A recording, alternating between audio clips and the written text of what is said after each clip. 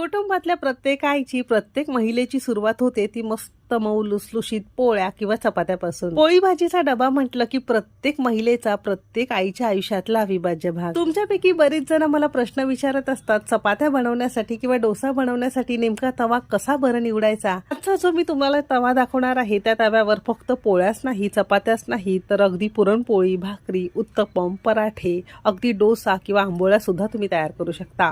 Nonstick सारखं खराब होण्याचं किंवा आपल्या शरीरासाठी हानी पोहोचण्याचा सुद्धा प्रश्न येत नाही. एकदाच घ्यायचा आणि अगदी आयुष्यभर तुम्ही हा वापरू शकता. तर भरपूर टिप्ससह रेसिपी मी तुमच्यासोबत शेअर केलेली आहे, म्हणून ती अगदी शेवटपर्यंत नक्की बघा. रेसिपीला सुरुवात करूया. सगळ्यात पहिल्यांदा पोळ्या मऊ लुसलुशीत होण्यासाठी कणिक भिजून घेणार आहोत. त्यासाठी परातीमध्ये मेजरिंग कपने 3 कप आणि वजनी म्हणाल तर साधारणतः अर्धा किलो प्रमाणात आपण इथे गव्हाचं पीठ घेतलेलं आहे. मऊ लुसलुशीत चपात्यांसाठी एक तर लोकवाण किंवा शरबती गहू आपल्या